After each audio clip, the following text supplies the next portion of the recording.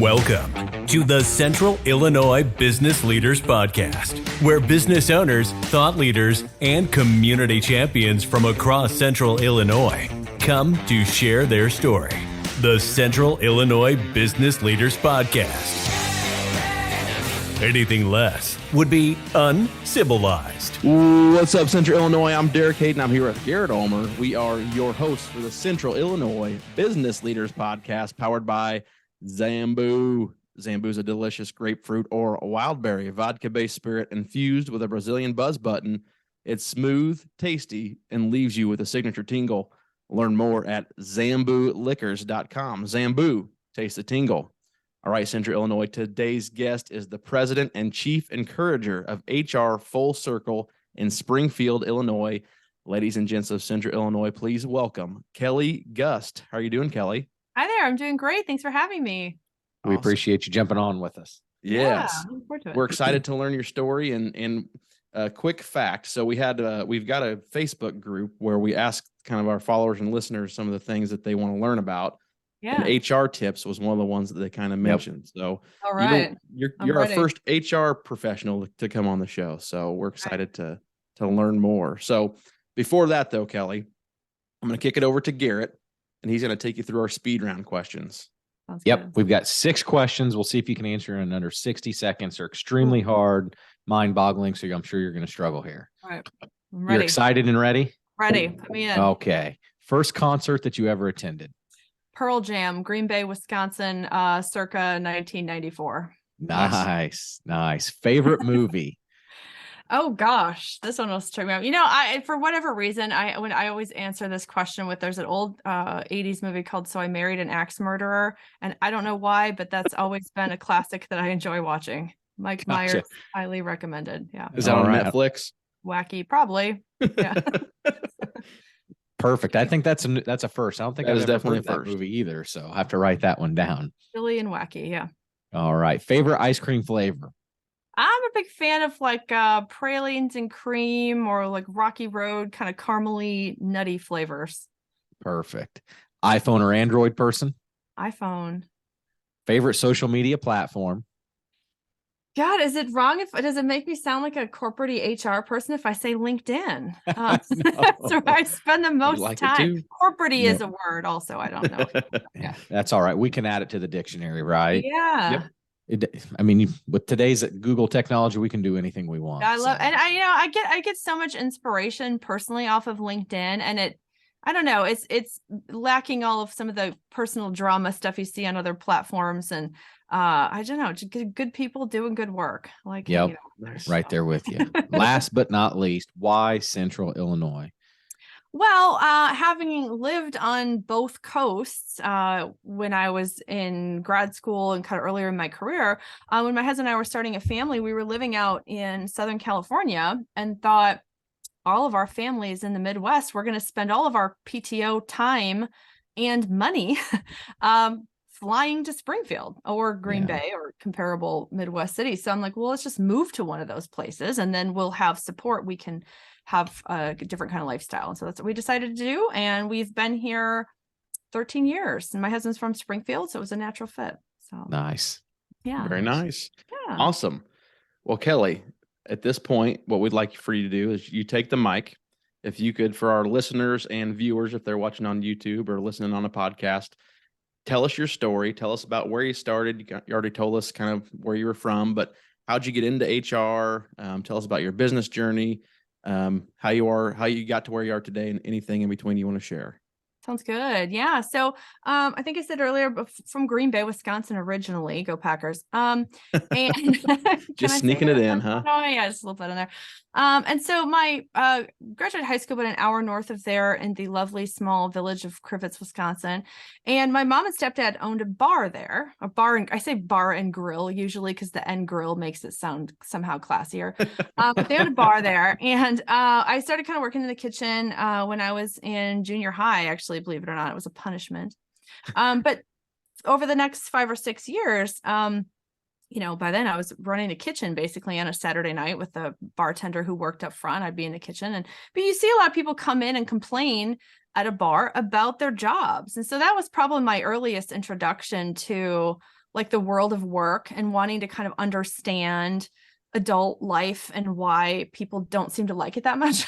So that was kind of an aha there. I guess looking back, it didn't feel like it at the time, but so then when I went to college, I was a little kind of lost liberal arts student. I got a psychology degree and quickly realized I'm probably going to end up bartending with this degree. So what am I going to do with it? I was originally going to go into clinical psych and decided that a master's in something called industrial and organizational psychology was going to be the path for me. I kind of stumbled into that. At that point, I was living in Long Beach, California. I had graduated University of Minnesota, moved out to California. I followed a boy there.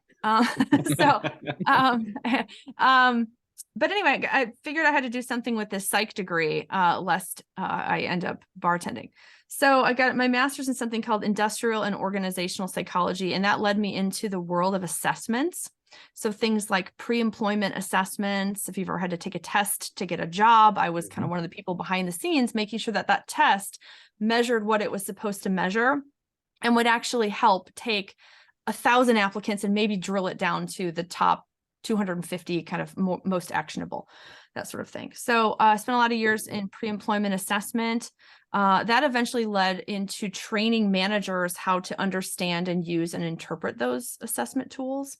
If we're going to use a customer service role play scenario, for example, there'd be a scoring guide and we'd have to train managers to interpret and apply that scoring guide consistently across several hundred applicants. So then that led into training. At that point, moved to New York and was offered a position with Starwood Hotels and Resorts Worldwide, since acquired by Marriott, which is very sad. So if you asked me Starwood or Marriott, I would have said Starwood. To that question, now it's all owned by Marriott. But there I kind of got more into the training space a little more formally. I got asked to help build brand leadership training for the very first round of Aloft hotels, which is still a brand. There's probably several hundred of them at this point. So that kind of got me into training. How do you hire on brand? How do you coach and performance manage on brand in a hotel brand, in a very distinct voice? How you might do that in a elite luxury brand like St. Regis was different than how you might do it at a hip kind of modern funky brand like Hotels or Aloft. So that led into training, and that was some of these roles I say I would be working there forever, except they sadly laid us all off in 2008. Our whole department overnight was just kind of gone. So wow. At that point, believe it or not, I was living now back in California, and was offered a position with Hot Topic, the headquarters of Hot Topic. Okay. The mall, rock and roll Yeah, mall. the grunge store. Yeah, goth. Yeah. Whatever music genre, I guess you can find most of it there, believe it or not. So that, again, I would probably be working there still, except we made the decision to move to Illinois. But great company, and just learned so much about organizational culture and leadership.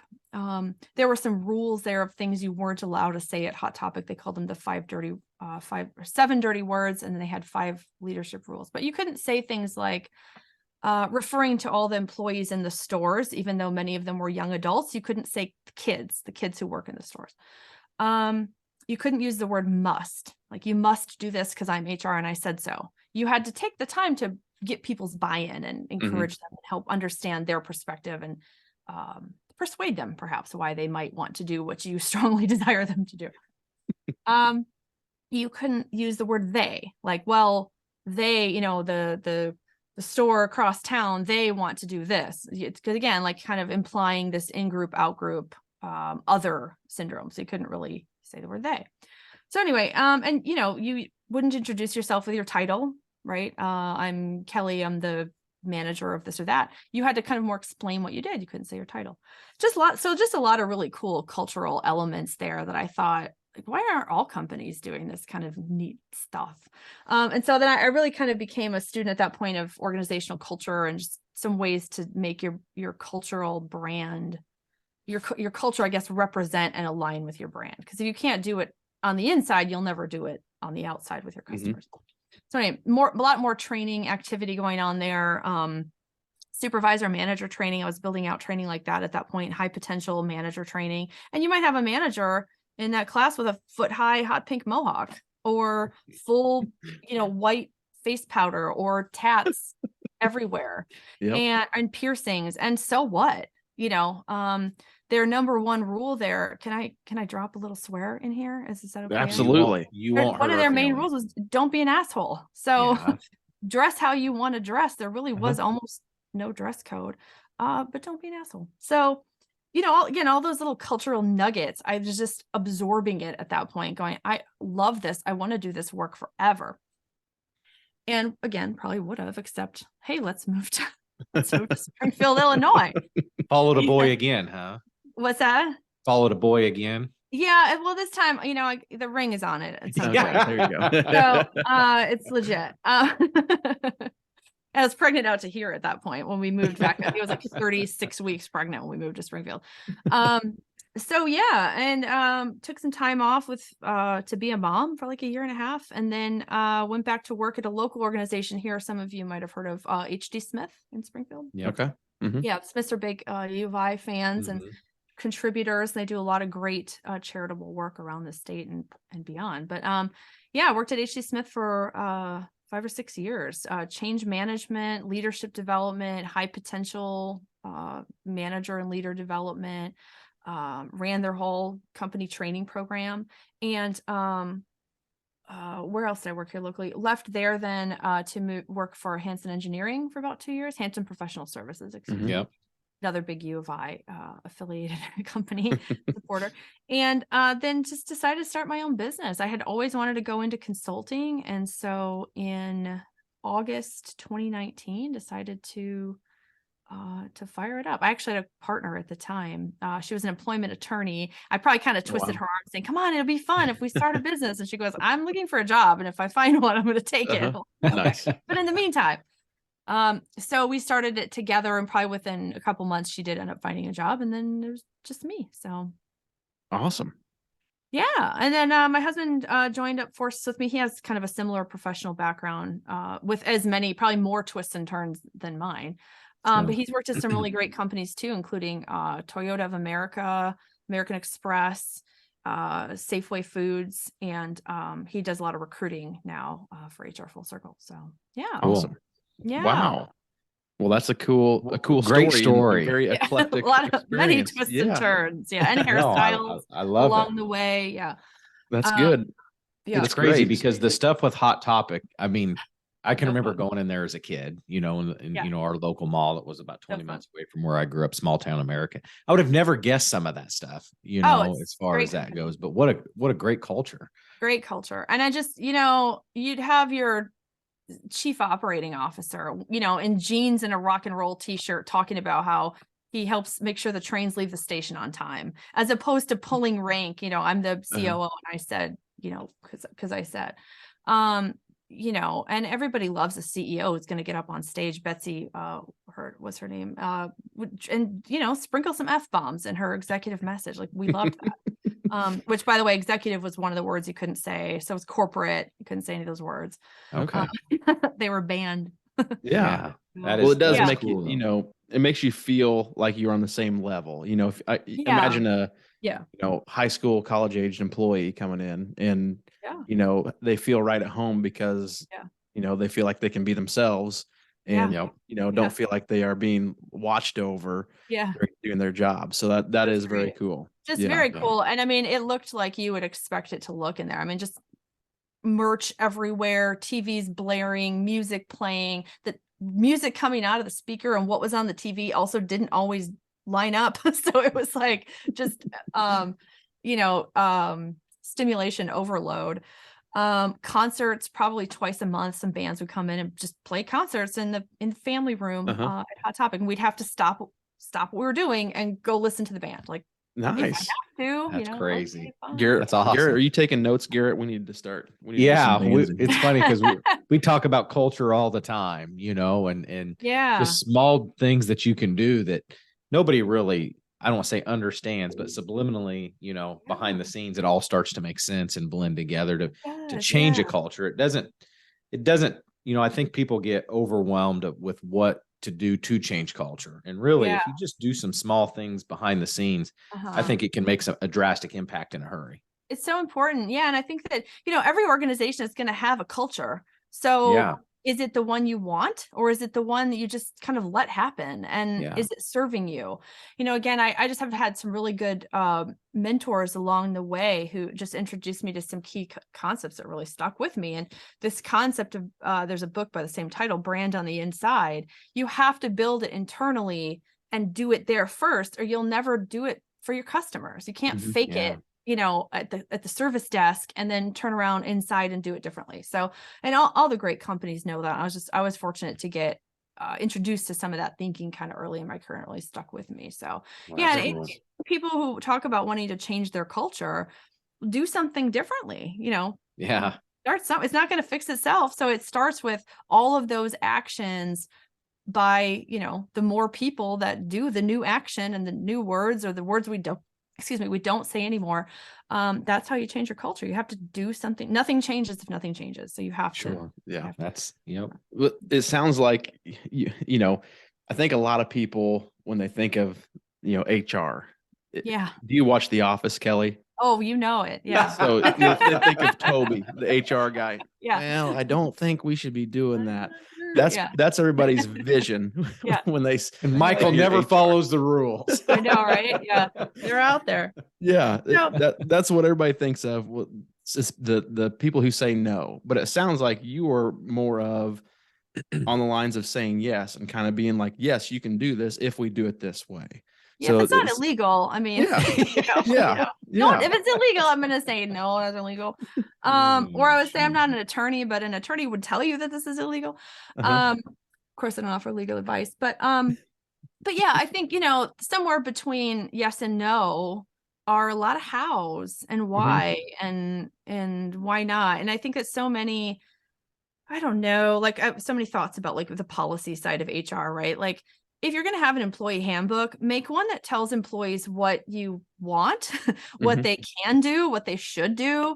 Don't roll out a dress code that says you can only, can't wear this, can't wear that, can't wear that. This is how we want you to look. Yeah. To wear these things. You can't use your PTO until you've worked here 6 months. You may use your PTO after you've worked here 6 months. Sometimes just the little nuance things, I think, make such a big difference in that employee-employer relationship. And when things do get off track, just own it. I mean, there's apology words you could use. There are conversations you can have to help, again, kind of bridge the gap between whatever that employee is wanting to do or what you're wanting them to do. Talk it out, make it happen. It doesn't have to be so, nerdy like Toby, right? Like that. Exactly. Have a conversation. So people are just afraid to have those conversations. They're afraid they're going to say something wrong. And if you do, then apologize. We're people, we're just people human resources. We're humans. We're just trying to work. So, right. So we've heard your story and some of the other, things along the way. We haven't said too much about what HR Full Circle is. Yeah, sure. So why don't you tell us a little bit about that? Did you say you've been doing that for 4 years or so? Yeah, now? We're coming up on 4 years, late 2019. A good time to launch a business is right before a pandemic, right? Absolutely. August 2019, I went into business, and we offer a range of, people solutions and services. Of course, the basic things. If you need an employee handbook or you're not sure about a specific policy, we can certainly help you with that. We will also do, I probably do about 3 or 4 employee handbooks a year. Not a huge part. Obviously, these days, a lot of recruiting. We can't find good talent. No one's applying for our postings. People are no showing for interviews. We try to, again, think a little bit out of the box and help you hire better and differently. I do a lot of work with assessments. I'm a certified partner of a assessment software called Predictive Index, where it helps you hire, inspire, design teams, develop teams, with some concise methodology. But who doesn't love a 10-minute personality assessment also? Especially if it can help you hire better and create good job fit between a job and a person and their manager, a person and their team. So you can use people data to do all of those things. So I do a lot of work with Predictive Index. I do a lot of supervisor manager training. I do a decent amount of speaking. And then I also do a lot of work with things like performance management, right? No one loves doing performance reviews. It's right up there with like dental work and no one likes it. But if you can design that program and your approach to that in a way that is possibility focused and people centric, you can take a lot of the pain out of that process. I do a lot of work with performance reviews. So Very nice. I'm looking at your website right now, which is hrfullcircle.com. Yeah, thank you. And I see on your solutions tab, you have a small biz HR essentials option. Yeah. Tell us a little bit. I guess you kind of told us a lot of that. Yeah. But I'm sure a lot of the small businesses, we see this a lot in our occupation, Garrett and I. We see the kind of that business that's in limbo where they're growing, but they don't have a couple hundred employees, but they got enough where they feel they need some HR help, but maybe they don't have the resources financially to hire someone on board. Tell us a little bit about some of the solutions you offer there. Sure. Yeah. And I think in general, when you need to start thinking, do I need a dedicated person to handle HR, personnel, payroll, what have you? 25 to 50 employees, you might want to be 25 if you have a lot of projects going on, 50 if it's pretty stable, you don't have a ton of turnover, somewhere in that range. Be thinking about that. But if you're not there yet or ever, I do think it's essential to have a core set of tools and documents, because if you don't have them, every time you have to hire someone, you're going to go, I got a job posting. What did I post last time? Where is it? Do I have to change it? Have some job descriptions. Have a job ad. No one wants to reply to your boring job description. Make it exciting. Sell it to your potential new hires. Get them excited about it. So take half an hour, write a job ad. Have an interview guide, right? Candidate shows up for an interview. You're scratching your head going, well, I should probably ask you some questions. It's a bad impression. And it seems like as the owner, it seems like you don't take it seriously if you're interviewing in that sort of winging it approach. Have some questions thought out and have a game plan. When you want to offer the position, have an offer letter template that says this title, this amount of money, this schedule, these benefits. Put that in writing. That's a big deal when you get a job offer letter in hand and you sign that offer letter. And I think that those elements, as you put a better foot forward, I guess, in your hiring process as the business owner, that communicates to the employee that this is a real business. They take pride in what they do. This is a real job. My mom can be proud of me for having, right? If I take this job, people want that at the end of the day. And if you half-ass it, then don't be surprised when your employee shows up and half-asses it. They're not going to take it seriously. But when you can take the time to put that structure in place, I think you get a better hire. You get more effort out of them, like exponentially. They're going to work harder for you. They're going to care like you care. And so then continuing on my list of forms and documents here, have a performance management form. 1 page, what's going well, what's getting in your way, what are your priorities, have some sort of conversational guide and stick to that. Have a separation letter. They might not retire for you. So when they leave you, again, you're going, oh gosh, do they have a laptop? Did they take my projector? Do they have keys to the building? I don't know. Do I have to turn off their email? Oh God, I forgot to do that. So have a termination checklist. And again, have a letter that says, dear employee, thank you for your service. To confirm your last date of employment was yesterday. We wish you great success. Have a letter that closes that out, because if they go to file an employment, maybe they're not qualified. You say, no, it was voluntary. Here's the letter, So, and I think so you get more consistency, you get a better first impression with those new hires.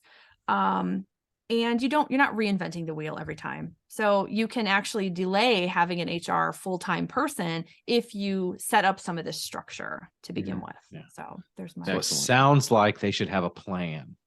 Have a plan and some stuff written down. Yeah.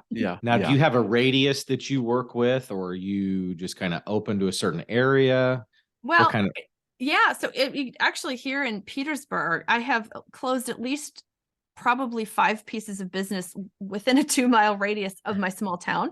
But my furthest client right now is actually in Switzerland. So wow. No, That's cool. no limits. Yeah, I've got a California client. I've got a Philadelphia client. So yeah, pretty open. Zoom, obviously, Sure. and I had worked for Starwood was a global company, so Mhm. I've been working long distance for a long time and it can work well. So Great. Perfect. So you mentioned your husband and you. Is there anybody else on your staff, or just as needed? Do you have people help as needed, or is it mainly you yeah, two? I had a really great intern summer before last, probably. I've had a part-time employee once or twice. Right Mhm. now it's just he and I've got a subcontractor working on a project. It just kind of depends what the needs are. And, obviously when you're feeding the whole family off the business, you want to make sure that we're Sure. maximizing our time. Yep. Because we don't have a other W-2 employment to rely on. Yeah. Yeah. No kidding. Yeah. So I gotta say, we've interviewed a lot of people on the show. I feel like you have a lot of your video quality is good and your lighting is good. Do you Thank you. use video a lot in your I do. business? Yeah, I do. I figure if people are, paying me to do work for them, I at least owe it to them to show up in my best light, no pun intended. But yeah, and I just don't think that you can do. I personally have a hard time doing good work. I'm not like one of those work in my jammy kind of people. I'm here doing Sure. professional stuff with business people, dress for success, look the part. But thank you. Excellent. This Yeah. is Yeah. my basement office. What you can't see is there's like a drum set there and like a pool table. I'm in my basement, but I Yeah. try not to You're make it look like strategically positioned for There you go. yeah, professionalism. Yeah. Yeah. No, that's great.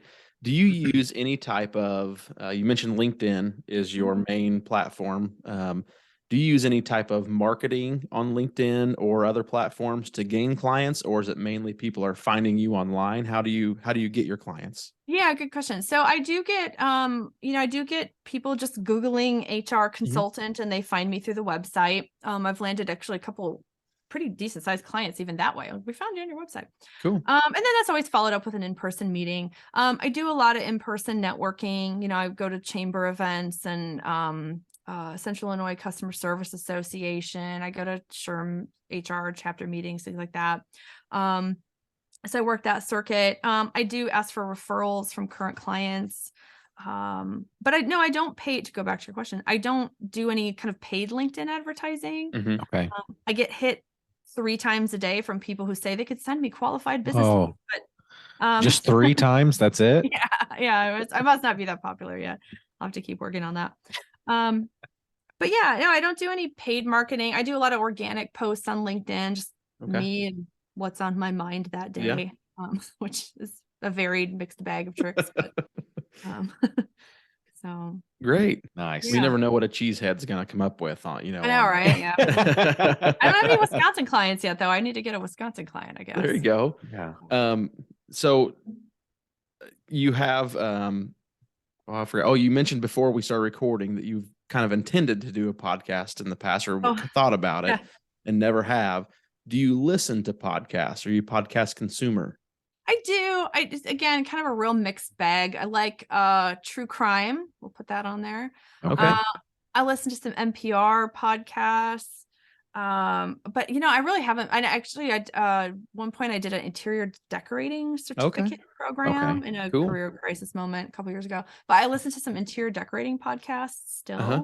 That Cool. was my first Gotcha. business I tried to start, was interior decorating, and Yeah. I decided working with people was a lot less complicated than trying to pick out like throw pillows for people who have a hard time deciding such things. Like, I can't help you.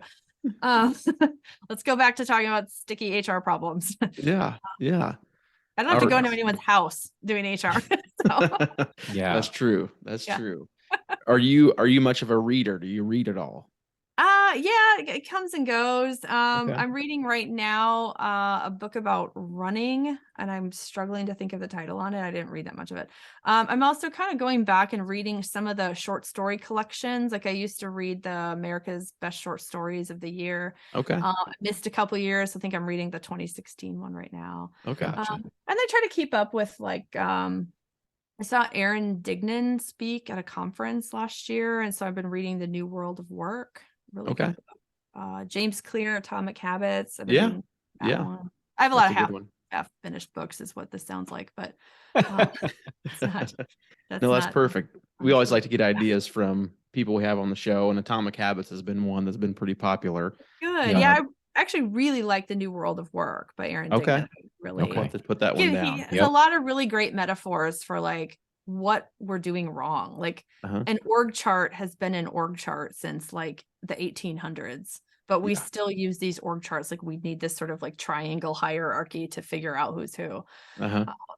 So yeah, he breaks apart a lot of workplace assumptions that relate back to leadership and culture and things like that. Awesome. So, yeah. Gotcha. Well, I have one last question. I'm not sure if Garrett has any more questions, but throughout this whole going back to books, throughout your whole, HR experience and talking about, working with employees, and the one thing that I go back to is it all seems like almost like a negotiation strategy. Like you're using your words to make people feel included, make them, part of the team. And Garrett and I are really big on a book by Chris Voss called Never Split the Difference. Oh, okay. And he's an ex, and we've talked about this a few times on the podcast. He is an ex FBI hostage negotiator. Whoa. And he wrote the book to teach people how to use those tactics, those hostage negotiation tactics in business. And just what you're saying connects. I have to check that out. Yeah. It connects really closely with what you're talking about. Just using different words and different phrases to make people think differently, and not feel like they are being, having their finger pointed. Why did you do this instead of tell me how you did this? Right. Yeah. Well, and I would have to. I am not an FBI hostage negotiator. At least I haven't been one for a few years. No, I'm not. But I think you wouldn't see a hostage negotiator get up to somebody standing on a ledge and read them a policy, right? Like, one wants that. You're going to ask them questions. You're going to try to engage them. You're going to try to connect with them. You're going to try to find some kind of motivator or common ground or human connection. And that's what's going to make the difference in the situation. I haven't read this book, but that's my style. Yeah, it's a lot of it for sure. You're not going to pull up a policy manual and be like, as it says on page 82 about the dress code. You're just not going to do that. There's a time and a place for those things. But I think in the first 2 or 3 conversations about something at work that is going wrong, a difficult conversation needs to be a conversation, not a one-way monologue where I'm going to talk at you for half an hour about everything you did wrong. Nobody likes that, right? No, but unfortunately, I feel like about 95% or more of the world all operates that way. Yeah. And I could be off on my stats, for sure there, but it definitely feels like a lot of companies have that old school way. It's our way, the highway, and the rest of it, you figure out how to do our way. So, well, and I mean, unfortunately for those companies these days, people are like, cool, the highway. I'll take that one, no problem. Absolutely. There's just not, it's a weird time it's a weird moment in time right now with job market and turnover. And we're equally, like, I hear unemployment, layoffs, but then I hear unemployment is low. We can't find anybody. So we're in this weird world right now where the people who are getting laid off aren't the same people that companies are having trouble finding. It's kind of this disconnect. But, absolutely. But people are emboldened to say, well, if it's your way or the highway, I'll take my chances on the highway. Yeah. So how you talk to people matters, and how you treat people matters. And that's job number. If you don't like people, then get out of management and supervision and probably business ownership. For the most part, you have to like people, or at least figure out how to deal with them and get the most out of them. So no, that's it's true. not That's gonna- very true. not gonna go well otherwise. Yes. Awesome. Well, Kelly, believe it or not, we are close to the 30-minute mark. Before we jump off of here, if someone listening, is connected with you or likes what you have to have had to say and wants to learn more about maybe HR Full Circle, what's the best way for them to reach out to you? Sure. My email is Kelly, Kelly, at hrfullcircle.com. Or you can call our office, 217-501-4801. Excellent. Yeah. And of course, you had the website there, hrfullcircle.com.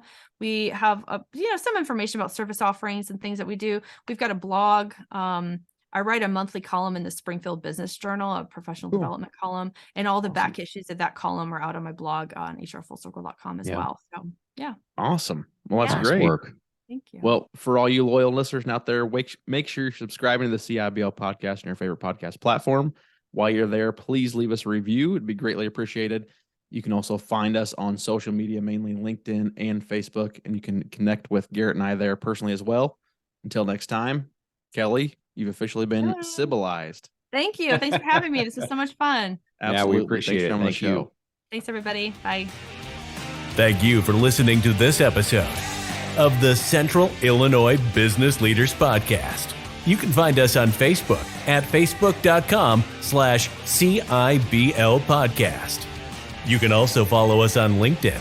Don't forget to subscribe and leave us a review. It's the civilized thing to do.